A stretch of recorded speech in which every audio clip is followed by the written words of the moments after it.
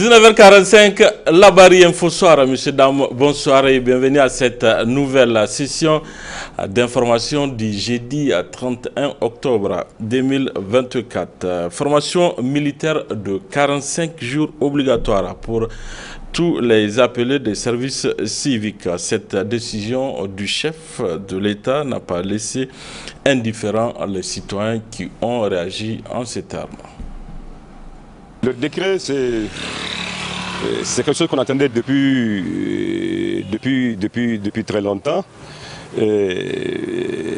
Faire la formation militaire, normalement, elle s'impose à tout citoyen. À tout citoyen. Nous savons que dans les années antérieures, tous les enfants de 18 ans sont appelés sous le drapeau. Et du jour au lendemain, ça s'est arrêté au niveau de ceux qui ont eu leur diplôme pour aller exercer les fonctions civiles. Mais maintenant, si on a ramené ça, moi je peux dire que c'est une très bonne chose, parce que quand il faut comparer le militaire et le civil, le militaire, il a deux qualités. Il y a d'abord la qualité de citoyen et sa qualité de militaire. Le civil, il n'a qu'une qualité, c'est sa qualité de citoyen. Donc maintenant, si les civils vont dans les formations militaires apprendre, ne serait-ce que pour le pays, apprendre la formation militaire, pour apprendre quoi? Pour apprendre l'ordre et la discipline. L'ordre et la discipline permettent de faire un bon travail dans l'administration. Ça, c'est la première des choses. La deuxième des choses, c'est que nous sommes dans un pays qui est entre griffes en guerre. Si ces personnes-là qui vont aller faire les 45 jours obligatoires de formation militaire, ils peuvent aussi aider au niveau de leur lieu d'affectation. Ils peuvent donner des formations sommaires pour qu'on puisse se défendre de manière organisée. Donc ça c'est très bien. Mais il y a encore la suite. Il y a encore la suite. Après le service militaire, il faut que ces jeunes-là aussi puissent avoir l'emploi. Ça ne sert à rien du tout d'aller faire une formation militaire de 45 jours et de venir attendre encore 3, 4, 5 années assis à ne pas avoir de l'emploi. Il faut que l'État ouvre. Il faut que l'État ouvre. Nous avons des communes rurales, nous avons des communes urbaines, nous avons toutes ces communes qui sont sous-employées. Donc amener à ce que tous ces jeunes-là qui vont finir leur formation et à l'école et dans l'armée, qui puissent avoir aussi un emploi. Pour la décision que le président a prise. Et vraiment, en tout cas, moi, je trouve ça personnellement que vraiment c'est une bonne chose. C'est une bonne idée parce que vraiment, non seulement pour la sécurité, dont actuellement nous sommes vraiment dans un moment vraiment de guerre. Donc c'est bien vraiment en tout cas que tout le monde puisse vraiment en tout cas connaître à manipuler l'arme parce que c'est très important. Parce que j'ai vu un exemple même au Burkina, le moment où Sankara était au pouvoir, il a exigé à ce que vraiment tous ceux-là qui veulent vraiment, qui ont fini vraiment les études et qui a fait les concours, qui vont prendre le travail, il faut qu'ils fassent vraiment 3 mois de formation avant de prendre service. Parce que vraiment, c'est une bonne chose. Cette décision, en tout cas, nous l'avons accueillie avec beaucoup de joie. Et en tout cas, c'est une très très bonne chose.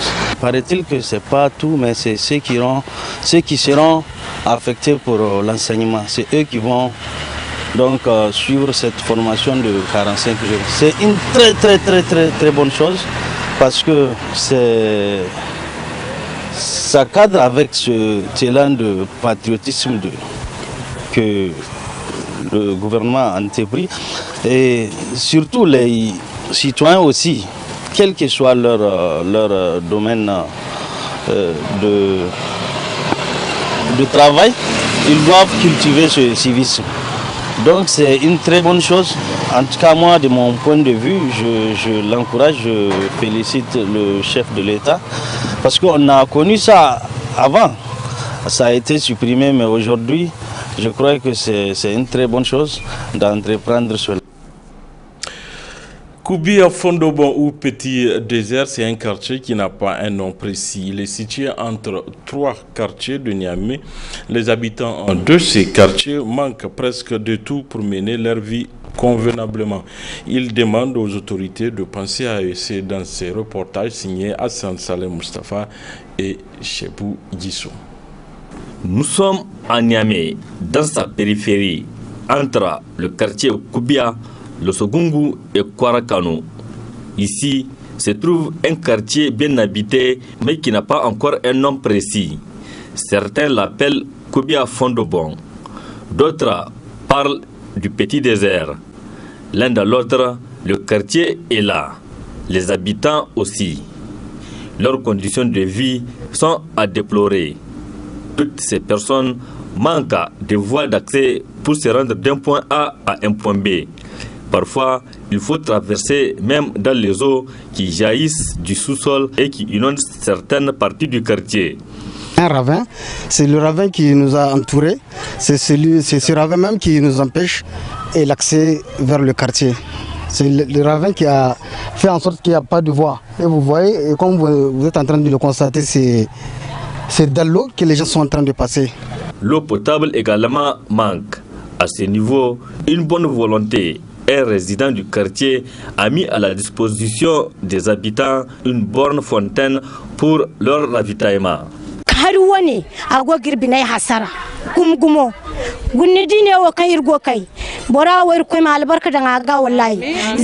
Nous avons un sérieux problème d'eau potable.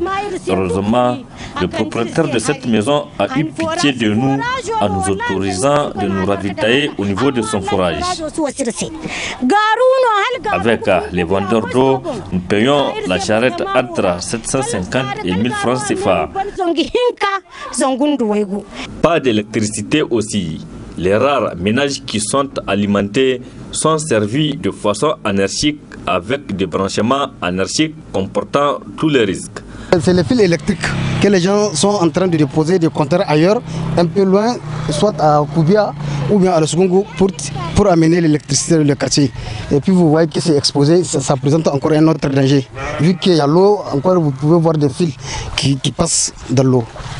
Bref, pour les habitants de cette partie de Niamey, l'accès aux services essentiels relève d'un véritable parcours de combattants. C'est vraiment de devoir de venir aider le quartier à avoir des accès. Surtout si vous constatez ici à Le Sogungu qu'on a une maternité. À chaque fois, on ne peut pas directement aller. Normalement, c'est un problème de 2 minutes. Mais pour aller là-bas, il faut contourner, passer par Goudel. Ou bien passer de l'autre côté pour aller à Le Sogungu. Tu peux faire 25-30 minutes avec un malade, un patient. C'est pourquoi les habitants de ce quartier émettent leur cri de cœur à l'endroit des autorités afin de trouver des solutions qui s'imposent pour soulager les habitants. Le cri de cœur final, vraiment, c'est qu'on souhaite que l'autorité soit présente vraiment dans le quartier, parce que réellement on sent l'absence des autorités dans le quartier, parce que les autorités sanitaires ne sont pas là. Donc nous souhaitons à ce qu'on vienne nous faire au moins un pont qui va nous relier avec les autres quartiers voisins. L'autre grande inquiétude de population de Koubia Fondobon ou Petit Désert, c'est la situation sécuritaire qui n'est pas réalisante. Même la patrouille ne vient pas ici. Nous sommes confrontés à un problème de voleurs à chaque fois. Nous sommes volés dans le quartier.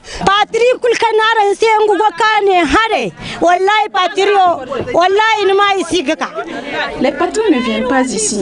Rien qu'avant-hier, nos boutiques ont été saccagées en emportant tous nos produits. Personne ne peut aujourd'hui laisser même sa natte dehors parce qu'ils vont la voler.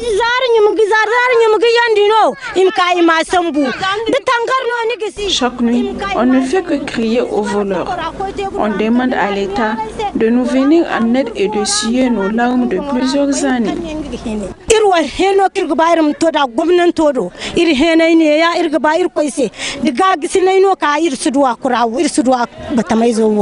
La vie des habitants de ce quartier Koubia Fondobon ou Petit Désert, enclavé du centre-ville de Niamey, mérite une attention particulière des autorités de la ville de Niamey qui sont en train de se battre pour le bien-être des populations. Restons dans ce quartier de la périphérie de Niamey où les habitants ont un sérieux problème pour avoir accès au centre de santé. C'est un reportage de Sekinato Gazibo et Chebou Idisso. À Koubia Fondobo ou Petit Désert, tout est prioritaire. Les infrastructures, les voies d'accès, l'eau potable ou encore la santé. Justement, relativement à ce dernier point qu'est la santé, les femmes souffrent beaucoup avant de se faire soigner et consulter.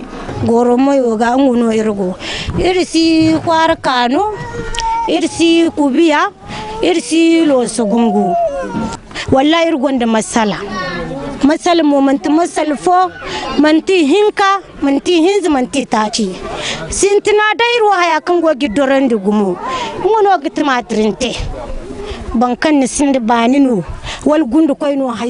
Notre quartier n'a pas de nom, mais nous sommes à la rivière Polé au Petit Désert. Là où nous sommes aussi, nous rencontrons plusieurs difficultés, à savoir le manque de centres de soins à cause de l'impraticabilité des voies.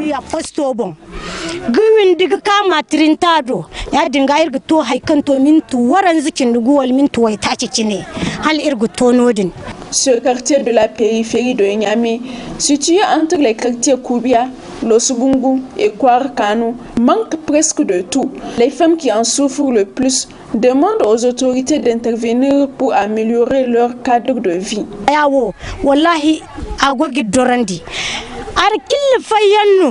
Imnim kagar kille fayir se kurawura walla irne hare irsi gudwa zamu gune igar kille fay kalim togoro moyoga amma Allah im traverser ga kane hare on en a marre. Même pour la distribution des moustiquaires et les vaccinations, ils refusent de venir vers nous. Il faut qu'on se déplace d'abord. Nous implorons à l'État de nous venir en aide.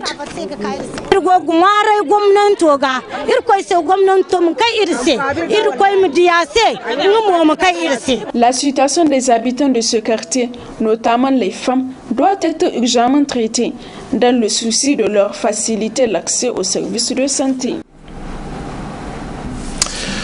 Quelques jours après la rentrée scolaire 2024-2025, les élèves continuent de prendre le chemin de l'école. Au complexe scolaire privé Al-Kalami, où les cours ont déjà commencé, tout se déroule normalement, nous rapportent Nafissatou Yahya et Sadou Doumi.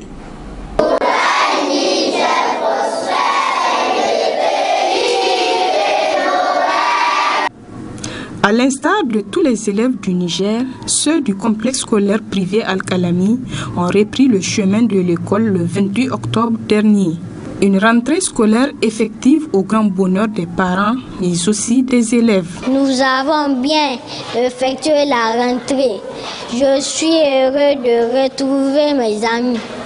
Nous avons repris les classes dans les meilleures conditions. Et nous prions Dieu que cette année scolaire soit une réussite totale pour tous les élèves du Niger. Occasion pour le proviseur du CSP Al-Kalami d'attirer l'attention des élèves et même des parents d'élèves en ce début d'année. Ce qu'on veut, c'est de suivi. Ce n'est pas seulement l'école qui va éduquer l'enfant. Si on a fait le leçon, arriver à la maison, prendre les cahiers de ton enfant. Regardez qu'est-ce qu'il a fait. Demandez-lui s'il a des problèmes. Cherchez-lui un répétiteur qui va l'aider. S'il a même des exercices qu'on a donné, de l'exercice de maison, il faut l'aider à faire l'exercice. Achetez-lui le document nécessaire pour qu'il puisse s'en sortir. Les parents, il faut qu'ils nous aident. Essayez de nous rendre visite, voir ce qui se passe à l'école. Évitez d'examiner les élèves à retard. Quand tu pars au boulot, tu sais que l'enfant là, il rentre à 8h, il faut tout faire pour l'amener au moins à moins 15. 8h moins 15, normalement, l'élève doit être là. Deuxième chose pour les versements. C'est en 3 tranches. Vous avez fait le premier versement. Le deuxième versement, il faut tout faire pour faire ça. Parce que c'est avec ça qu'on paye les enseignants. Sans ça, ça ne va pas marcher. Pour la directrice du primaire, C'est le lieu de rappeler les innovations à Al-Kalami pour cette année scolaire 2024-2025. Cette année, on a fait une grande innovation parce que nous avons deux sections. Nous avons une section franco-arabe et une section classique, comme on le disent les autres sections traditionnelles, de la 6e à la 3e. À part les primaires, le primaire c'est franco-arabe. Oui. Mais au niveau du primaire, nous avons inséré l'anglais en classe de CE1, CE2, CM1, CM2 pour tous les niveaux. Et pourquoi Madame Antarou Oumairatou Yahya a invité les parents d'élèves à inscrire leurs enfants au CSP Al-Kalami où l'encadrement est personnalisé pour chacun d'eux.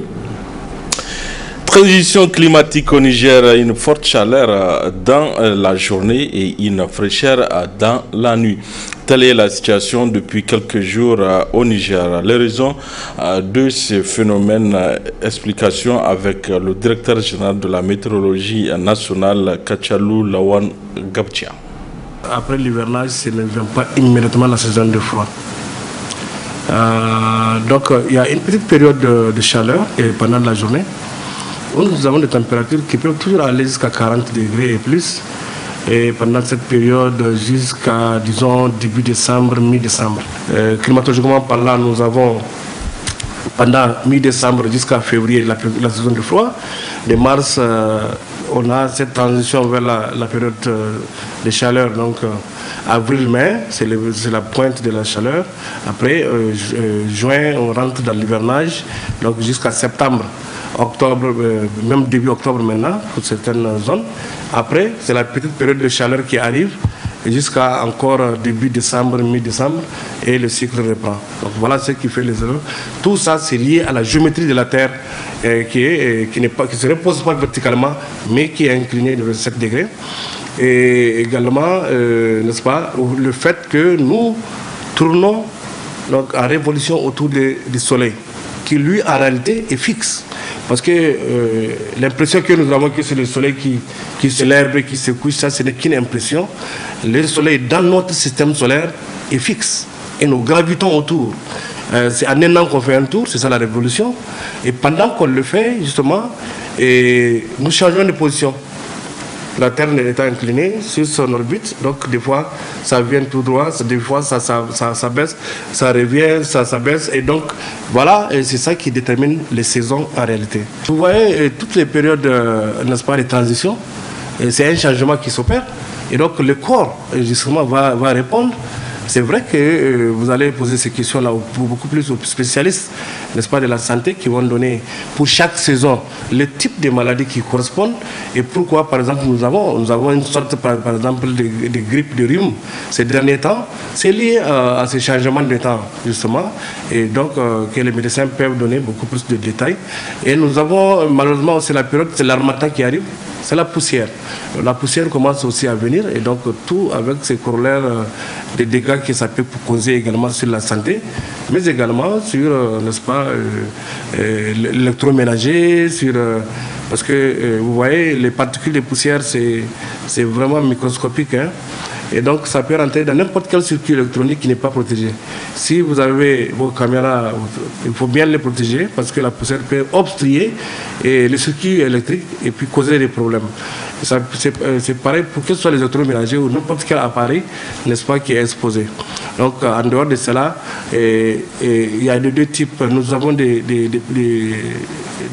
particules très fines qui peuvent rentrer jusqu'à dans les alvéoles. Et donc ça peut également causer des sérieux dommages au niveau des poumons. Là, c'est toujours les spécialistes médecins qui vont donner les détails et comment il faut s'y protéger. Jusqu'au mois de novembre et jusqu'à l'entrée maintenant du mois de décembre, quand véritablement la saison dite de froid va rentrer. Et là, c'est une autre paire de manches. Vous allez voir des maladies qui sont associées à ce type de temps-là. Et donc, à ce moment, je crois qu'il va falloir vraiment faire un véritable dossier là-dessus avec les médecins qui sont spécialisés, surtout ceux qui sont spécialisés, surtout les IRA, les infections respiratoires aiguës, et toutes ces poussières, également le froid et tout ça, je crois qu'ils peuvent donner beaucoup plus de détails et pouvoir donner les conseils d'usage pour que nous puissions protéger surtout nos couches les plus vulnérables, qui sont les enfants et les personnes âgées, mais également les malades déjà. Voilà, messieurs et dames, fin de cette édition. Merci à vous de l'avoir suivi. Au revoir. Après l'hivernage,